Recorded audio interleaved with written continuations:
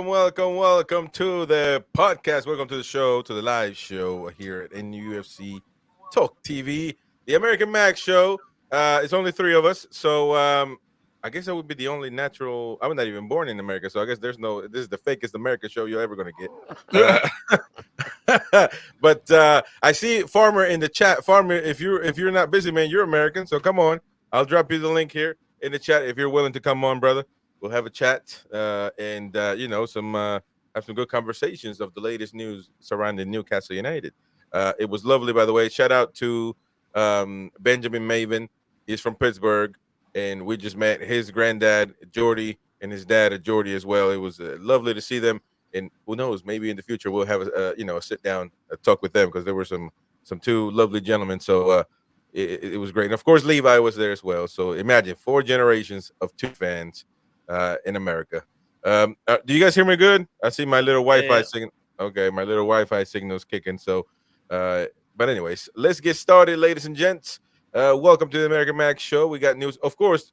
Actually, a big thank you to Woodby Farmer. I was just talking to, for becoming a member. Appreciate that. I saw that on the last show, and I hit the end stream button, and I couldn't thank you for becoming a member, man. But thank you to everybody. We gained 22 members last night, and it was amazing. So if you're not a member yet, you can become one and help support the channel, as well as enjoy exclusive content and members giveaways. At the end of May, we're going to be giving away a signed Andy Cole shirt for any member out there. So there we go.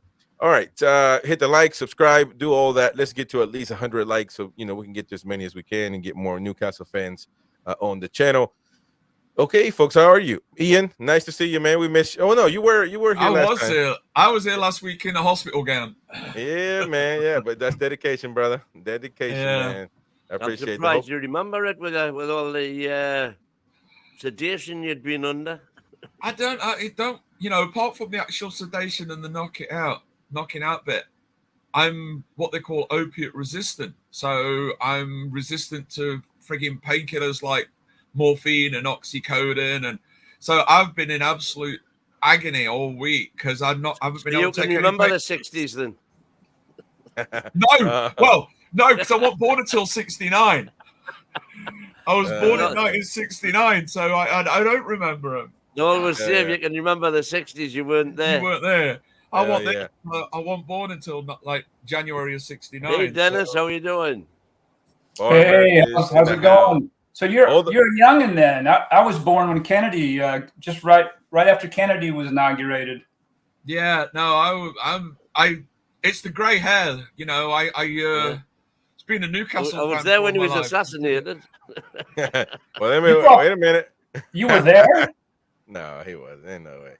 Yeah, he was behind the grassy knoll. I wasn't in Dallas.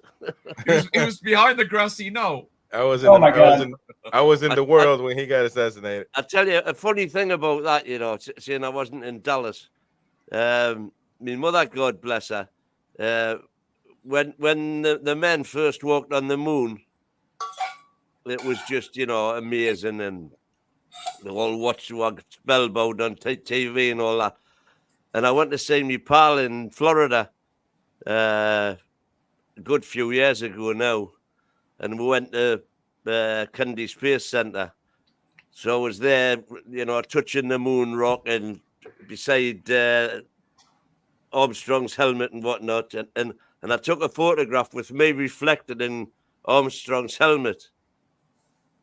And I remember I said to Dave at the time, my pal over there, I said, if my mum was still alive, because she hadn't long been dead, I said, if I sent her this photograph and said, this is me in Kennedy Space Center, and this is Neil Armstrong's helmet, she would have said, lad, stop your bloody daydreaming. I've told you a million times. Get upstairs and do your homework. Because the thought of going to America in those days was just, it was impossible. Absolutely stuff of dreams, and it just shows how times have changed.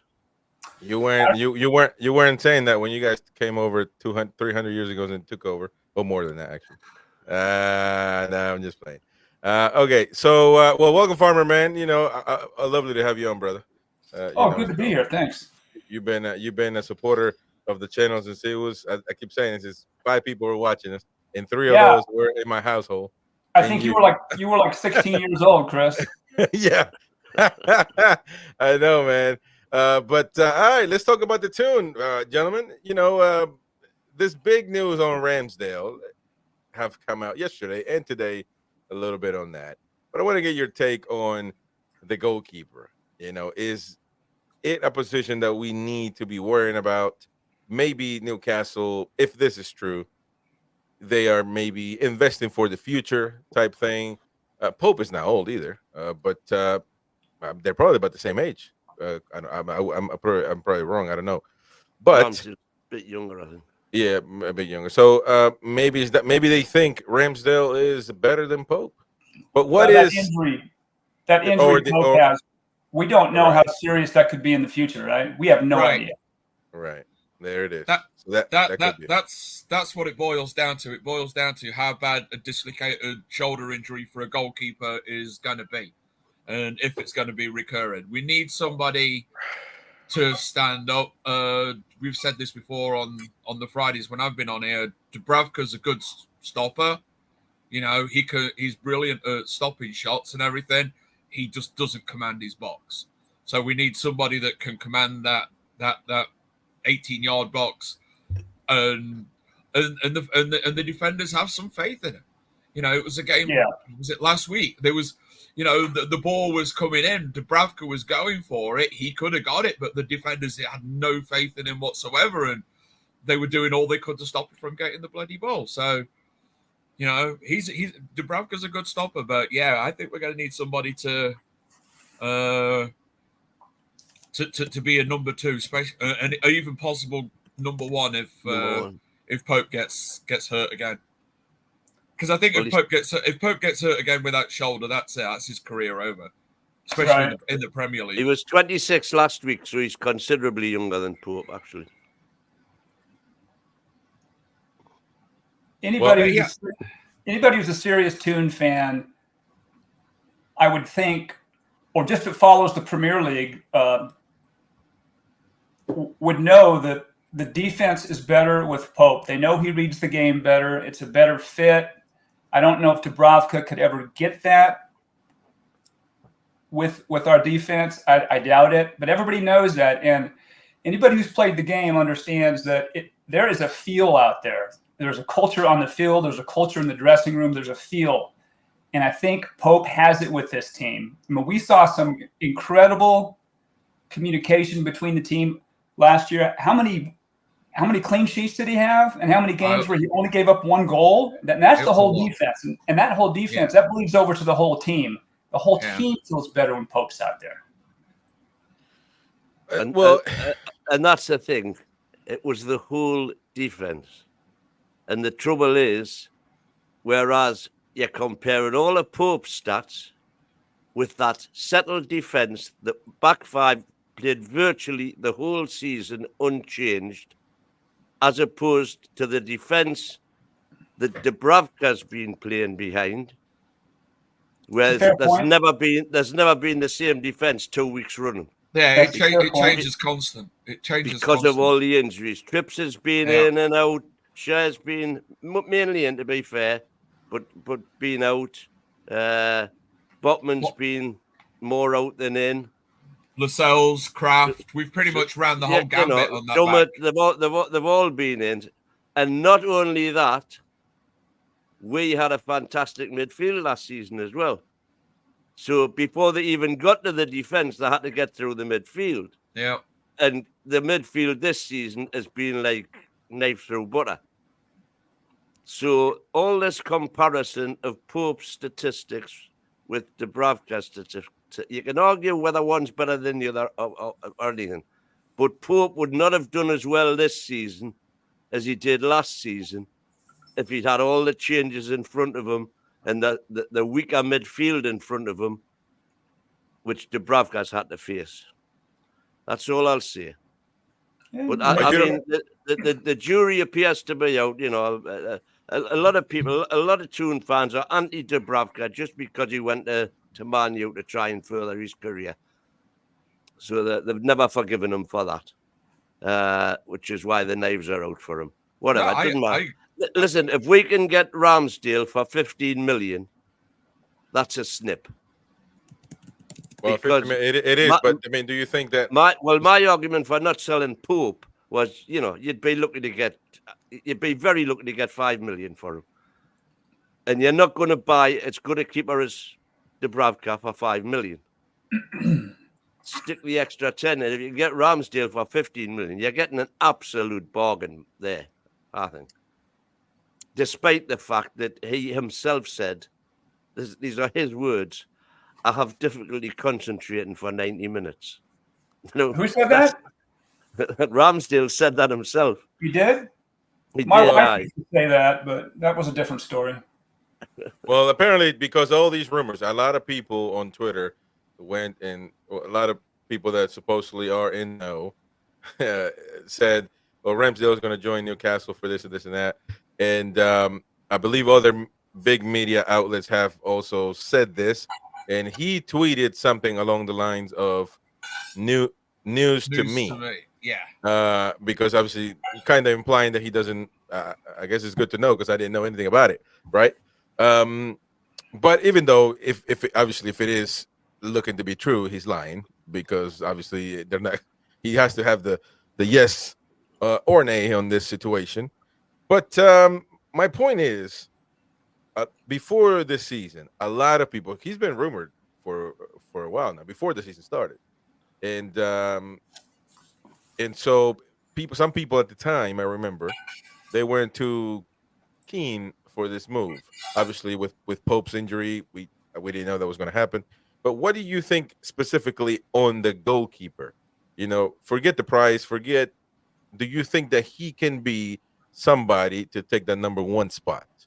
Well, we know for a fact Eddie likes him because Eddie signed him on loan 3 times at Bournemouth. Yeah. They couldn't afford to buy him, but he had him on loan 3 times, Right. 3 separate spells. And that's So what Eddie that's what it boils down to at the end of the day. It's not really what we think; it's what Eddie thinks and what Eddie knows. I don't know much about the guy because he's Arsenal's backup goalkeeper, and he hasn't played in a first team game in all season. But, so no, it's not that bad. No, they only signed what's his face last season. No, Ramsdale's been there for the last 3-4 years, maybe. Was he their starting goal? Because, like I said, I don't. He pay started much for attention them to last anybody. year, didn't he? He started for them most of the year. I thought 2021. He was first choice from 2021.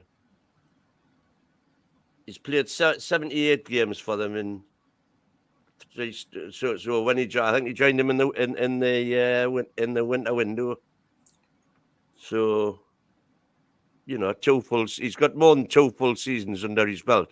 And But he's then now gone to backup. He made a couple of howlers. Well, right here, Maka, welcome back. By the way, haven't seen you in a while. He or she says, wasn't he conceding goals away even with Pope? How many did he concede versus Wolves, Bournemouth, West Ham, Brighton? Yeah, I mean, a lot of people complain about Pope before he got hurt. I just want to remind people that. There were some complaints about. I mean, all this business about him being a sweeper keeper and all that, super duper sweeper keeper, so can play a higher line with the high press and all that. That doesn't hold a lot of water either, because when he does come out to sweep, his kicking is absolutely atrocious. You shit yourself every time he gets near the ball, and I mean, when he got him coming out of his lane, that's how he got sent off against Liverpool. Cost of the game. And Neil says, so why would we? Pope's not all that. Pope's a great shot stopper, so is Dubravka. They've all got, I think. The main thing is, the argument goes that the defence have faith in Pope and they don't have faith in Dubravka. Right. Well, I think that's just because he's had far better defence in front of him. Yeah. Rosie is in the chat, ladies and gentlemen. Rosie, thank you so much for coming on the chat. Welcome. And everybody out there, Maca too. I haven't seen him in a while. Mad Mag, well, he's been back lately. I remember I have elephant's memory. If you hurt my feelings, I will remember it for the rest of my life. That's a possum stew you're eating there, Dennis. What you know, Farmer. You know, Farmer. He cooks in the wild, man. Just puts up a little fire there. He grabs a skunk meat, a possum. Possum stew. We grow our own and cook our own. We eat pretty much anything here. It's New Mexico. What do you expect? The woman's out of town, and she's going to be gone for another couple of weeks. So who knows what I'm going to stir up? Forget washing the crockery. Oh man. Yeah. All right. You got to eat right out of it. That way you don't have extra dishes. Correct. Yeah, that is right. Jam Stature laughing at possum stew. Hell yeah, man. You know, Farmer lives like back in the 1800s, man. Gotta hunt everything you eat. All right. Well, I guess you guys are bored about Ramsdale. I mean, I think he's I don't know, man. And when he was rumored to come to the Tune, I was just like, and I still am now. I mean, whatever. I mean, if he comes, he comes. It's like, it's not something to me that's keeping me up at night. He's not a player that I'm thinking of every time. I think Pope can do, but I do believe also, I agree. I think Ian was mentioning that at some point, Newcastle might be thinking of the future. What if Pope's career takes a left turn that we don't want? What's going to happen then? But what happens with Dubravka? Is he going to be gone? I mean, he's been doing fine. Goalies typically go to at least 35, and often well beyond 35. So if Ramsdale's 26, we've got 10 years there. Whether he's good enough is another question to take us to the really top levels where we want to be. But for to get a top keeper these days, look at Man United spent, 90 million or something, and look what they got for that. So the idea of spending that sort of money to get a proven top quality goalie, when we've got so many deficiencies elsewhere on the pitch, I just think, why bother? Yeah, maybe this season is not the one, but I would assume Ramsdale on his end, he wants to find a club now because he's not going to be playing. Well, and Arteta's told him he's not part of his plans. But the thing is, he's probably looking to. It's a lot of scenarios here because he's probably thinking, if I go to Newcastle, I'm going to start. But is he really going to start though? But to your point earlier, if Eddie knows him and he wants to have him, then he's going to give these players maybe one or two more opportunities than the ones he's already seen all season and since he's been in the club. So I don't know. It's up for debate. I'm not 100% sure on really what I feel here. But Michael Little says, don't forget Pope when he got sent off against Liverpool, the idiot. Well, everybody makes mistakes. Everybody makes mistakes, but of course, Michael didn't forget about that. And yeah, I mean, some mistakes do cost you. I'm sure it was It was in the beginning of the season. No, it was right before the Carabao Cup final. It was right before the Cup final. We had to play Karius because he got suspended, didn't he? Oh, that was. Oh, you're talking about last season. Oh, yeah. That is true. But did Karius? In all fairness, did he even do anything bad?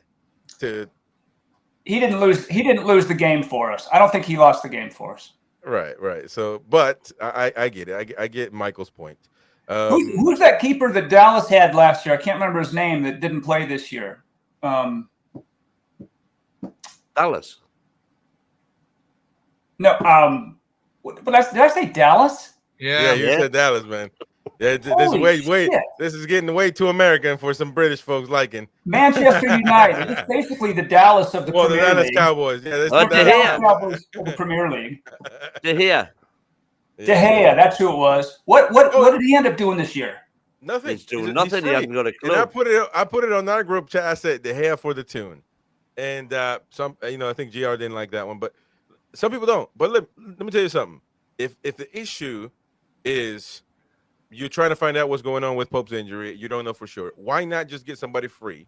You pay him a salary, and De Gea. I mean, because De Gea will not be free. He wants a lot of money, I bet. Well, everybody does. He was on 300,000 a week. Yeah, but nobody's free. He's been offered 5,000 to go to Saudi, but his missus won't go. But I mean, but look, everybody's got to give a little bit, but nobody's free in that sense. I'm talking about as far as he's not tied to a club, so you don't have to pay a fee, a transfer fee to anybody. You got to pay him, but at some point you can sit down. Whoever it all comes down to who's the DOF and who's doing the negotiations. Because when you sit down with him and say, look, you don't have a club, you haven't found a club in this long. You want your wages a certain way, but obviously it's not. Nobody's giving you that. So why not come to Newcastle? Great project. We'll pay you good, and you have a potential to be a starter because he does. So why not? Yeah, I mean, he's never played a game for a year. Well, yeah, and he's still going to want 100 grand a week, and nobody's going to pay him 100 grand a week. Even if he comes to Newcastle on a free, he's still going to want close to 100 grand a week. And he's not getting that. Well, I'll tell you this. To be fair to him, I'm not saying that he needs to be paid that much, but to be in all fairness to him, when he left Man U, they missed him. I mean, they couldn't think without him. They thought they could, but whenever Onana came on, he was making mistakes, unbelievable mistakes. Even though De Gea does have his sack of mistakes himself. He has 34 now. And he hasn't played a game since he was 32. Yeah. Hey, man, Matt call you Cy Robertson, by the way. Farmer. You're watching Duck Commander, man. You guys don't know. You guys, British folks, don't know about this. But yeah. Well, remember Dale Robertson, Wells Fargo? Nah, man. No, we're talking about Duck Hunters. It's a big show. It was a big show in America.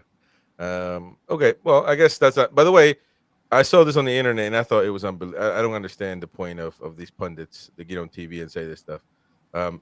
Somebody was saying, it was a BBC Sport report, that they were saying, trying to find the guy's name, that the so-called penalty and foul to Gordon was correct not to award. The referee was correct not to award Newcastle a penalty during the Wednesday's defeat against Man U.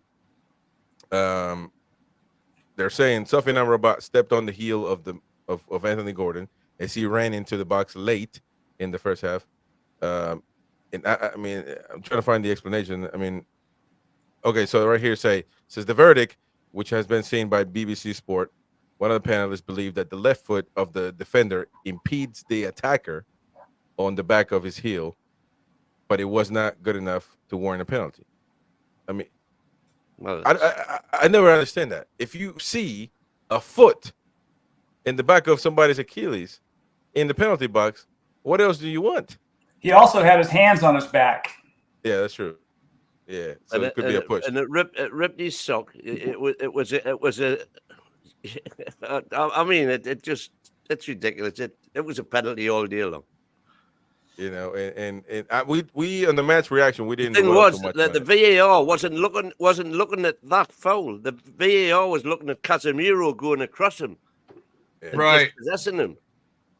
That was what VAR was looking at. They didn't look from the back to see the foul before Casemiro came across. Can you imagine if that happened? If that happened to Man U, can you imagine what Northridge? Goldbridge would have been in the hospital. That guy Goldbridge would have been in the hospital. That or the sanitarium. That would have been enough for him. Yeah. I mean, but with that, I didn't hear. Obviously didn't get your takes, Ian and Farmer. I don't think. Well, we had the fans forum. Maybe you did tell us. But Ian, let me start with you. What do you think about the game on Wednesday, man? What thoughts do you have of that match? And I don't know. Some people have been throwing the word bottle. We bottled it. No, I don't think we didn't bottle it. The thing was at the end of the day, we couldn't put the ball in the back of the net when it counted. Right, we missed some absolute howlers, and we fell asleep in the back because those 3 goals that Man United scored were easy goals. You know, really, really easy. The ball was put into them. They were wide open, not marked. And it was just a tap in. They were able to put the ball in the back of the net where, like I said, we couldn't hit the barn door from 6 paces. You know, that header from Bruno where it missed pretty much an open goal by at least 10, 15 feet. That was just one of them. There was a couple of others that were sitters too. Now that one where Miggy, everyone was going, "Oh, Miggy should have got that." He couldn't have got that. There was just too much zip on the ball. If the pass hadn't been quite so fast being put across, yeah, he might have been able to do it. But I don't think we bottled it. I just think that it was just one of them games where, like a lot of the games this season, we haven't been able to put the ball in the back of the net. And finish what dinner. And they were able to, and that's what happened. As for the penalty, yeah, it was a penalty. You can't take somebody's sock off, like that, and then turn around and say no, it wasn't. But it's what the VAR check is, isn't it? It's like VAR check. Oh, what's the badge? Oh, right, no, not the right badge on the shirt. So yeah, therefore we'll either give it or we won't give it. Yeah, Farmer, what is your final thoughts? I guess before we move on. From that game. I agree with what he just said on finishing. That's been a problem with many games. But I also think there was some luck in this game. If you ask me, do I think we deserved to win? No. Do I think we deserved a draw? Probably. I can remember the one shot that went through our hero Hall's legs. I think it was, what's their striker's name? The third goal. I can't remember their striker's name. I can't remember anything except that shot went through his legs. And if you ever played keeper, a ball goes through a defender's legs like that, it's hard to pick up. So I'm not putting that one on Dubravka. That's a hard ball to pick up. But more times than not, that gets blocked. That gets blocked by the defender. Yeah. So I think there was a little bit of luck in this game versus Manchester United. We couldn't finish. But we also couldn't finish against Brighton. There were at least two goals in Brighton that anybody here on the panel, if we were standing up, would have knocked them in. Steady. Well, maybe. Once upon a time, maybe. But yeah. Once upon a time, right? Yeah. Younger years, 1978. But yeah, so I think there was I think it was a little bit of everything. Falling asleep on defense, which has been a problem. Not finishing, which has been a problem. I can't call out.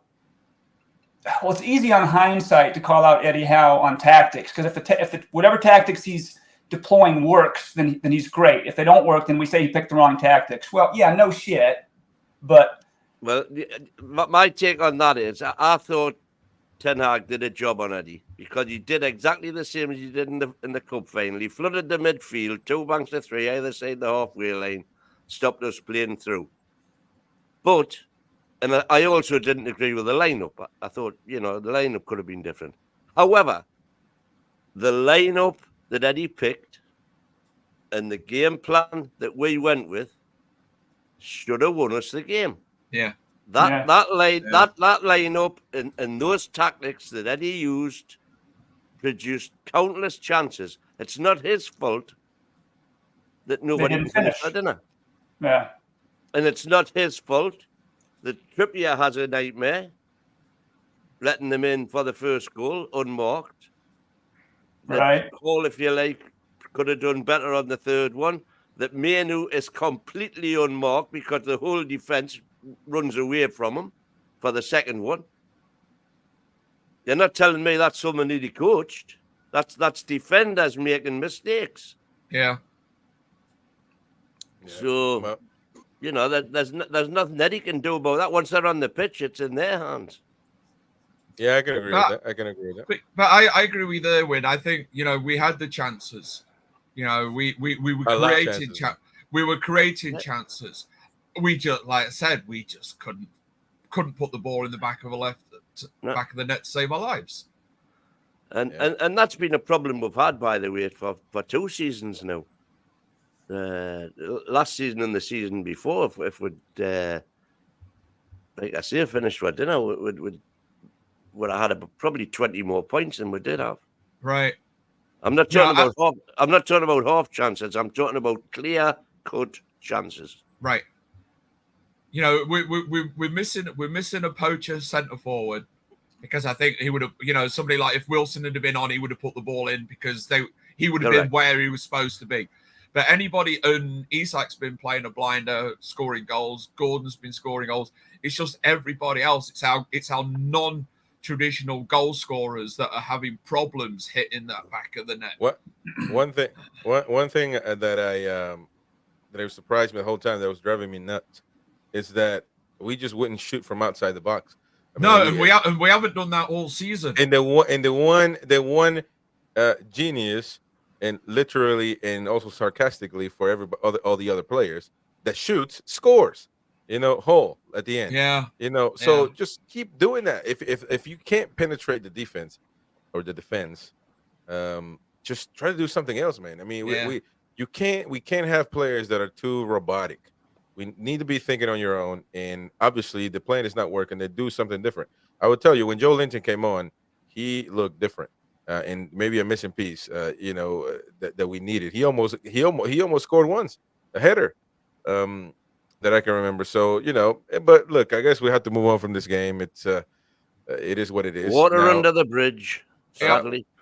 Yeah, and now because we got to move on quick. Tomorrow, Brentford is going to be a difficult game. Difficult match. It's for the mental side of things for me. Not so much. I think we're a better team than Brentford. But as I say and have been saying, when we need to win, we just don't. And I don't know why that is, but it just has happened all season. And but let me get your takes as well, because on the preview you guys weren't there, Ian and Farmer. Just I guess, what do you think of this game coming up tomorrow? And if Gordon isn't playing, I don't know if we can do any better than a draw, because he's somewhat been the glue that holds that team together, at least spiritually. That's what it seems like to me. When I heard him interviewed the other day about the VAR call, I thought, man, that's a grown-up Gordon right there, because that would not have come out like that from him a year and a half ago. A lot of us thought he was just some punk-ass elitist child who had some damn good athletic skills and was going to be a good football player maybe someday. And now he's like a leader of the team, it seems like. If he doesn't play tomorrow, I think we're going to have a tough time.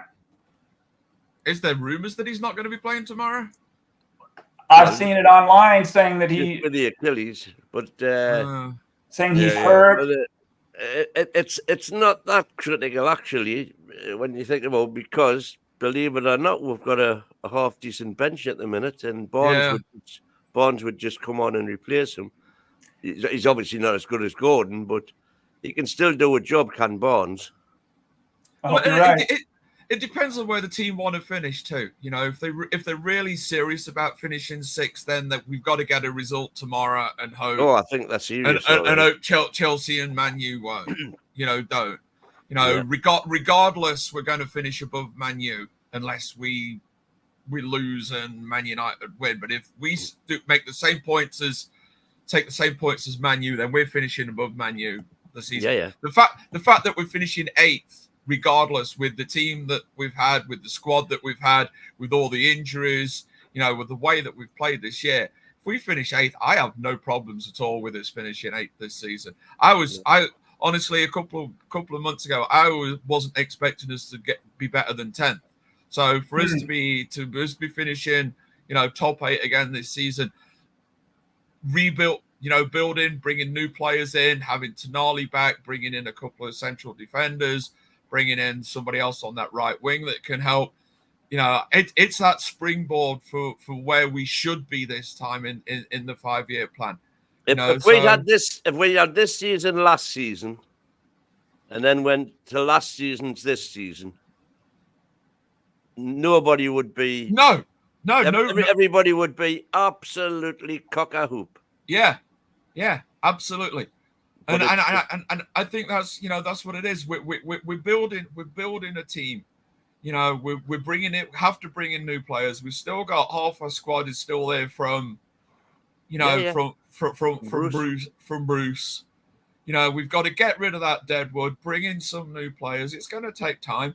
If we could get a couple of decent players like these 2 centre backs that they're talking about as a free, at least it puts more in that central midfield defense position.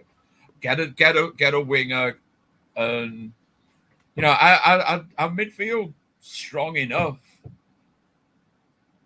And a striker as well, somebody that's going to stay That's gonna that's stay, my that's gonna my stay number one healthy. priority. I've been seeing it for months and months Yeah, and months.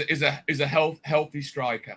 Is That's what I was going to ask, Chris. You and Wynn were discussing that earlier on your show about the strikers.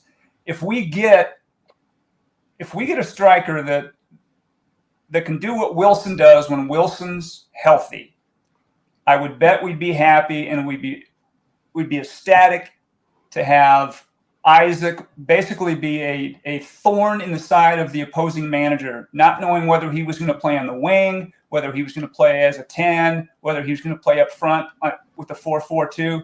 If we get a striker, a sturdy striker, and a nice backup, I suppose, then we don't need to focus on wing, because I believe Gordon is versatile enough to play any of those three positions. And Isaac can certainly do a good job. Remember what he did against Everton when he picked up that ball on the wing? Yeah. One-on-one, he's getting past anybody. Just line him up. I think we're looking more right wing, not left wing. The left wing's covered. The left wing, you can play Isaac there, you can play Gordon there, you can play Barnes. Barnes there. You can play Barnes there, you can play J7 there, you can play Willock there. I think it's that right where we're looking at Murphy and we're looking Miggy at or Murphy. and we're looking at Miggy. Don't get me wrong, I love them both. I just don't think they're the level that they aren't going to take us to the next level. We need to buy an elite player there. Yeah, eventually. They're going to be great. They're going to be great squad players. Yeah, bring on when we need them. But we need somebody out on that right wing that's an elite. So Ian, would you agree with Jam Stasher here that right wing should be the number one priority and striker number two, or do you like striker number one and right wing number two? Honestly, I think striker or centre forward, a good solid centre forward, somebody that's healthy, because we can't. Wilson, when he's on the pitch, he puts the ball in the back of the net. He scores when he wants to. Problem is, he's not playing. He hasn't. He's never even on 50% of the games since he's been with the club, because he's always injured, and you can't just rely on. And then Isaac's also kind of a glass cannon. So you can't rely on either of those two to be injured or to be free, because as soon as one of them's back, the other one's out. We need a healthy person up there that can score goals on a regular basis. I'll go along with Mark Kerrigan, but I don't think there's much chance of we're getting him. I would love Jerry him. Bowen. Absolutely. But we could have had him for washers and all when he was at Hull, Mike Ashley would. To be fair, Steve Bruce wanted him, because Steve Bruce had him at Hull, of course. Yeah. And Ashley wouldn't pay whatever they wanted, 22 million, I think, at the time for him. Yeah. He wouldn't pay it. Shout out to Mad Mag for gifting the membership. Thank you, brother. Our King Mod Mighty Mag. Give it to. I think Mighty Mag's coming to money somewhere. Yeah, man. Robert Wild, you were gifted a membership. So all thanks to the Mighty Mag. So thank you, brother, and enjoy your membership, Robert Wild. Hopefully you're not wild is your name. Whoa, boring. Mighty Mag must have just signed a new contract somewhere. With NEFC Talk TV, man. God knows our mods. Yeah. But anyways, no, thank you so much, Mighty Mag. Rosie says, everybody, thank you. And nice one, Mighty Mag. Stephen Field as well. Wilson, get ready, he says. Well, the thing here is, I was actually thinking, for once, a beating mighty win to the punch. I was actually thinking this morning, and I thought, I agree that I'm not opposed to Isak playing, like a second striker or maybe just a second striker. He's not a 10. He's not a winger. Just false 9 or somewhere loose around there. Because what if the injuries are coming up for Isak? What if they're coming because the pressure, the intensity of playing as a center back, as a center forward? What if the physicality is taking too much of a toll in his body? I kind of say that because he's harsh to say, but he hasn't got any physicality. Yeah. But what I'm trying to say is that the physicality from. I understand what I'm trying to say. I'm talking about the physicality from the defenders playing in that number 9 role in between two towers, 24/7. What if all that is making him, because he's not a big guy.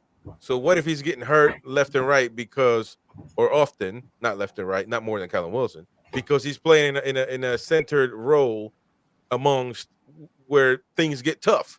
You know what I mean? So Well, maybe if he plays as a second striker and somebody else in that middle, maybe he'll be free and it's not going to be as physical of a game for him to stay healthier longer. I'm just thinking,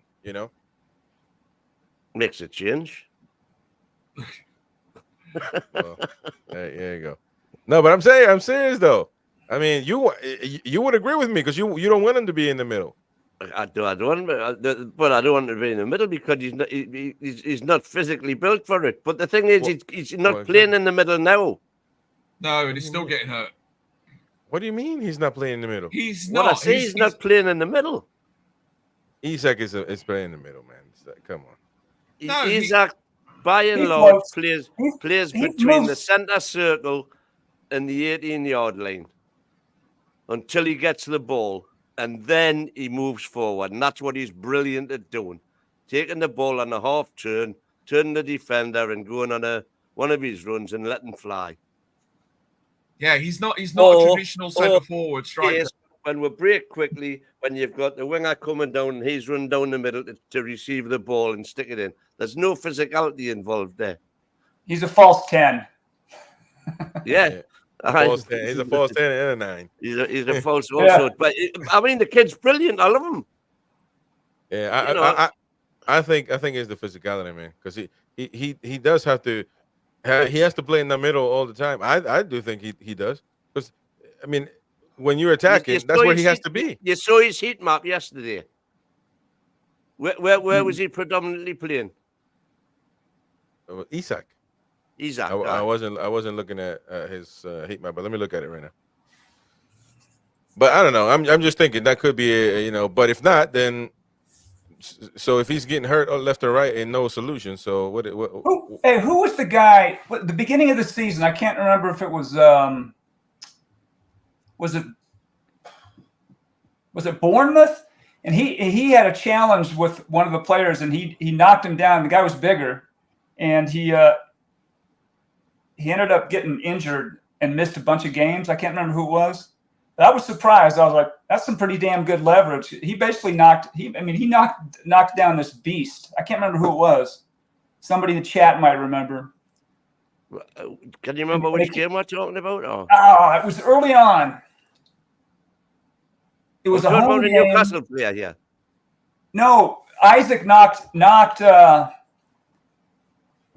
I can't remember what the team was. I thought it was Bournemouth, but maybe I'm wrong. But he knocked somebody out, knocked him down. Yeah. I honestly can't remember Isak knocking anybody down. Well, that's why I remembered it, because it was rare. It was like the time where I challenged somebody and knocked him out of the game. I was running around like this, like for weeks, because he's not that kind of player. He's not Joe Linton. He's not going to walk through 5 people. His style is to dribble around 5 people, as we saw in that Everton game. So when he knocked this guy down, I was just like, what? Yeah. His heat map was, but really, not much of heat. He's got 3 spots here. Exactly. Not much of heat. Two little red dots, which are on the left wing between the box and the center. And then the other one is in the box. So I mean, but it's just a little bit outside, I guess you can say. But is the manager telling them play outside? Play? Maybe he's telling them play freely and find something to do. Or I mean, at some point, man, it's got to be the players need to follow orders. It doesn't matter, because whatever he's doing is working, right? Right.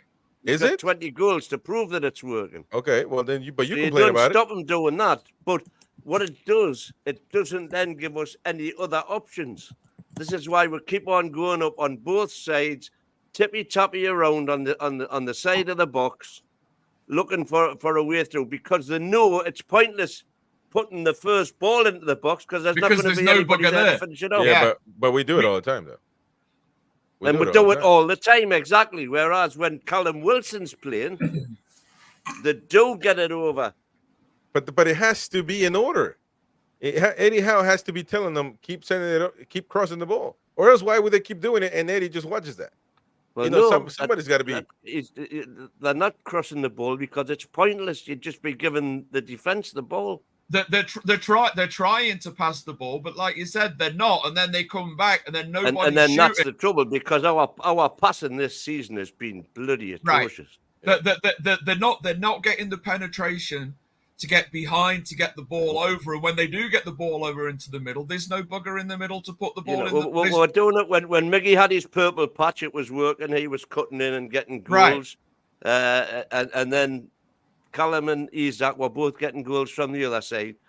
But since Miggy's purple patch, which was obviously a purple patch because it's never happened since, we just it boils my what when we go up that right wing and tap, and then you'll end up. Actually, what does happen is we end up with Longstaff finding fantastic positions in the box, and he just can't finish his dinner either. Yeah. Well, it's. I do believe that we need to get a striker. So, I mean, hopefully, we fix something there. Let's go to finish up on the show and speak on this situation because people have been talking about it, and we are a Toon channel. Tony's saying, did you ever talk about Roy Keane's comments about Newcastle slagging us off? He did say that Newcastle almost got too cocky playing Man U. What does that mean? What does that mean, too cocky? That we're supposed to just sit back and relax, bend over for the big Man U and come and just do whatever the hell they want? Or is there a problem with us going to Old Trafford trying to win the game like we did because we created a lot of opportunities, we just didn't score? So Roy Keane, I'm not a fan of him. I think he's a numpty. I think he is just an idiot. He was a he. Well, he's not what he's talking about, but he's obviously. Let me. I'm saying what I'm saying. You say what you say about him. You want to idolize him, do that. I say whatever the hell I want to say about Roy Keane. I think he's a numpty. Once again, when he does punditry work for whatever he's doing on Sky or whatever, he picks all Man United players. So I don't know how good of a punditry work that is. People say that he was a great leader. I don't know about that. He just wanted to fight everybody, and somebody like that's a good leader. Okay, good deal. Also, yeah, he's just. What can you expect of somebody that's like that? I think there's a more critical Man U commentator, than Roy Keane. That's fine. He constantly slags him off. Yeah. Well, what about him slagging us off? Mainly because he's bigging himself up. And in the squad that he was in, which was, by the way, a fantastic squad. So that's not good punditry. So he also said but when he's not commentating on Man U, he's a very good pundit. Well, he said they almost got too cocky with themselves and think that they're a better team than they are. And he added, we spoke about Newcastle doing well in their mentality, but their record is poor here. Well, he's spot on because you agree with him. Yeah.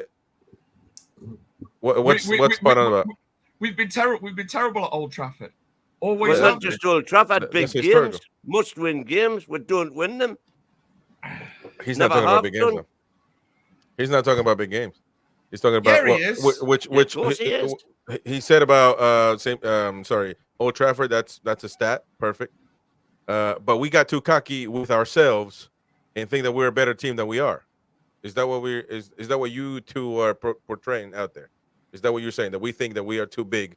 The whole fan base thought we were too big. Yeah. The whole fan base on Wednesday night thought we had nothing better to do than turn up at Old Trafford and turn them over. And you can't do that at Old Trafford. You can't do that against Man United. Even this team that they put on, really, should we beat them? Yeah, but it's not easy walking into playing any Manchester United team, and especially not playing them at Old Trafford. It's like people coming to Newcastle, and expecting to do well at Newcastle. It ain't going to happen. I think there should have been a wake-up call when Arsenal beat them 1-0. And I don't buy that Arsenal got the goal and then they just protected. Because what? They had a crystal ball and they saw in the crystal ball that Garnacho was going to forget how to shoot. That was a bad game, by the way, as well. I mean, both sides were poor that day. This is the thing. This is the thing that I do agree with Stephen Field saying Newcastle They stymied them. They did stymie them. They need to play the team, not the venue. In my opinion, I don't believe in certain things, a history, and you go to all of a sudden. I don't know if you guys are basketball fans or watch the movie. What's the movie in the 90s with Michael Jordan movie? What was it called? With the Looney Tunes. Space Jam. I don't believe that Newcastle players walk into Old Trafford and all of a sudden their powers just diminish in the air and they have no more talent. Just because we walk in there, you play against the team, and this Man U team is a horrible team. But this season we haven't got a lot of talent. That's why we did okay against them. We did okay against them in the cup. We are in the league. Didn't we beat them 3-0 in the cup? That's right. That's Old Trafford. That's Manchester. And that's pretty good. And that's pretty good. Our team beat their B team. Well, that's okay. So we were rotating and they were rotating. But the point is that Chris brings up a point. Is there a magic woo-woo spirit or something about going there and playing? Because if there was, what the B team just didn't know about it, but our A team does know about it? That's a good point. There isn't. But there is. You can know.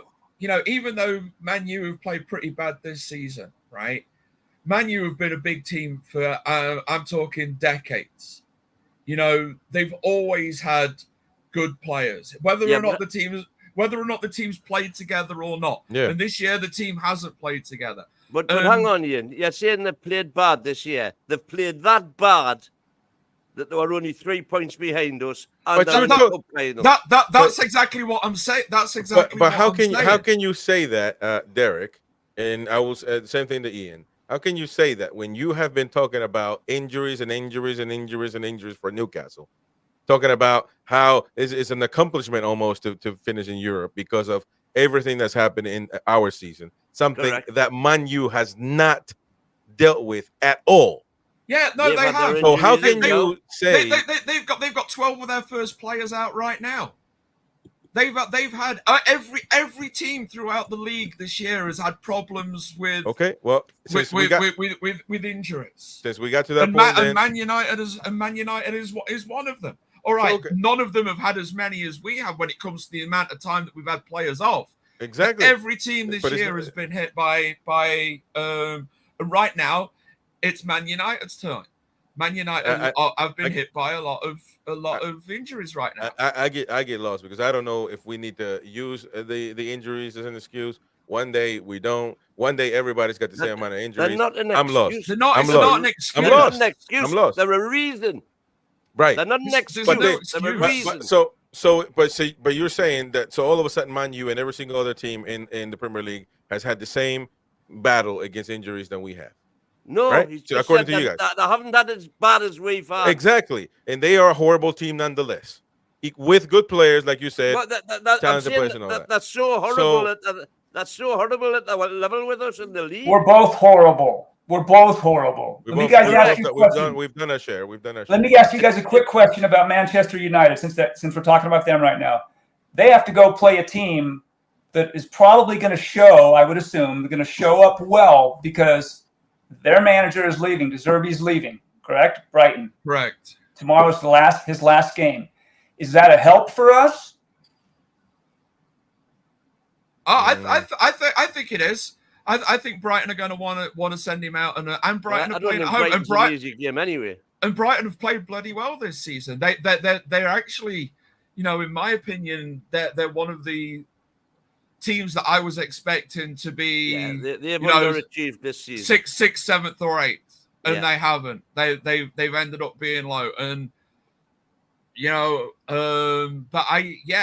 they beat us. But I don't think it's a gimme that Man U get 3 points tomorrow. No, not away. If they were playing at home, I'd probably put my money on Man U. Yeah. But the fact that they're playing away, they're playing in Brighton. It's the last day of the season. It's the manager's last thing, and who doesn't want to kick Man U in the arse? You know. Exactly. Well, apparently. So Fingers crossed. Well, anyways, we'll have to call it off.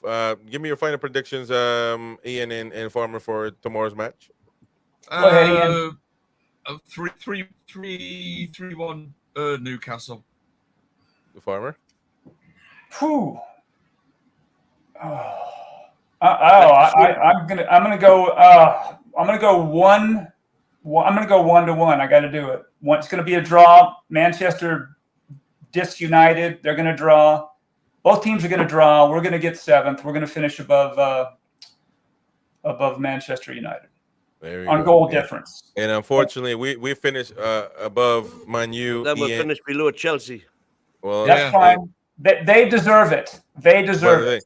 And unfortunately, if we finish above Man U this season, Mighty Wayne and Ian will be crying tears. That we did. What are you talking about? That's fine. That is the biggest load of arsehole I've ever heard in my entire fucking life, dude. We will see you all on the next one. Bye-bye.